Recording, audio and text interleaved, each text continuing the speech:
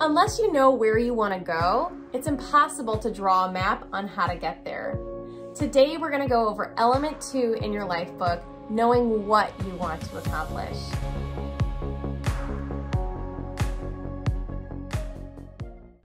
Welcome back to my channel. This is Simple Eats with Carla. That's me.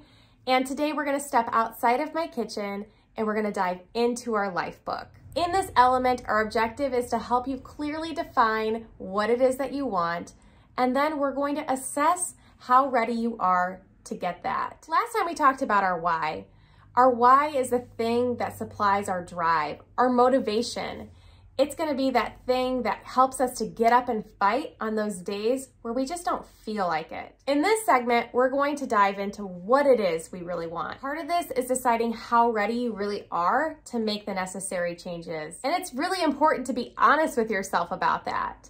When I started, I thought I was ready to make all the changes necessary to live a healthy life. What I found out was that I really wanted to eat whatever I wanted and have no consequences. When I found out that that was not a reality I could live in, I had to step back and decide what it was that I was really looking for. Not just a quick pleasure, but something that was going to be a lasting satisfaction. Quick pleasures are just that. They're quick, and they only last during the action. For instance, when you're eating a bowl of ice cream, it's so pleasurable to eat ice cream. Every bite tastes so good, and it makes you want to eat more and more of it. The problem is, once you're done eating that ice cream, so is the pleasure. We're looking for things that will last beyond the moment that we're in and building a future that we really want to live. There's never a good time to change your habits, but if they're leading you to poorer health and well-being, there is no better time than now.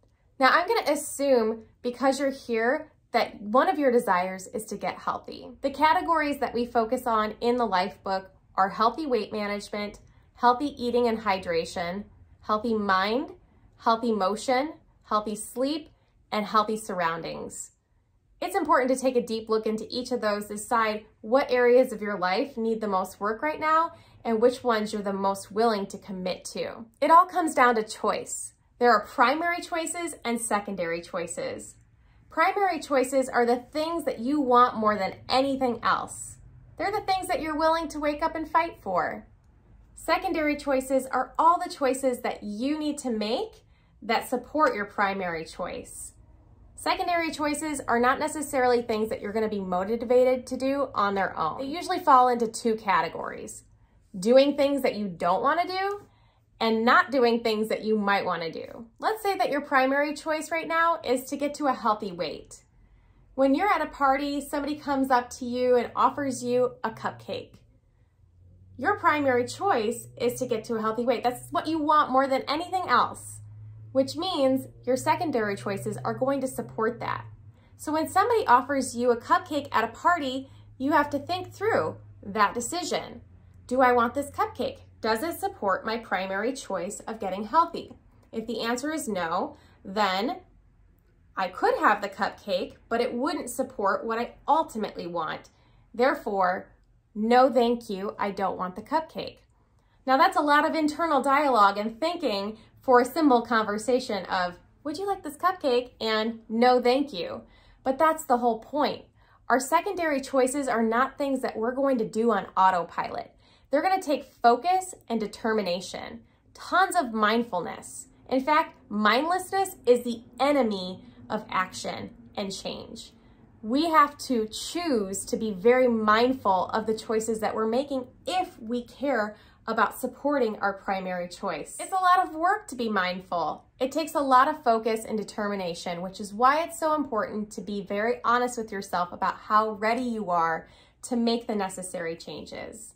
In the book, they say if you're not at least a 7 out of 10, you're not going to have the right kind of focus and determination it's going to take to make it to the long haul. At that point, you might need to step back and ask yourself if there are things that you're more ready to address right now. And if there aren't, you might need to take 2 steps back and find a more meaningful why to supply the motivation that you need to be ready to make those changes. It can be hard to separate what you want from what you think is possible. And when you're in a place where you're so far away from your goal, it can be even harder to allow yourself to think beyond your limiting beliefs. This is where working with a coach comes into play.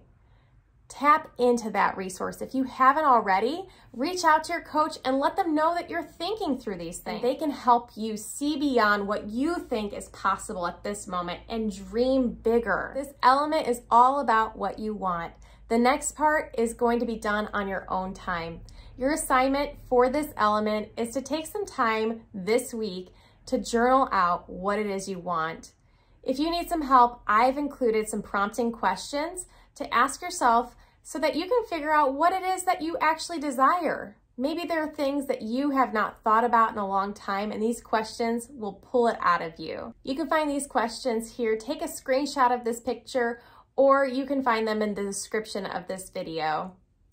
I will tell you this, you might not know everything up front, but this is the beginning of a journey of self-discovery. Once you know where you want to go, and you clearly define what it is that you want, you can start to develop a strategy on how to get that. Join me next time for element 3, where we'll talk about how to create what you want. If you like this video, be sure to give it a like and subscribe to my channel while you're here. And of course, share it with your friends who are also on this journey with you. This is Simple Eats with Carla, and I believe that healthy living should be simple.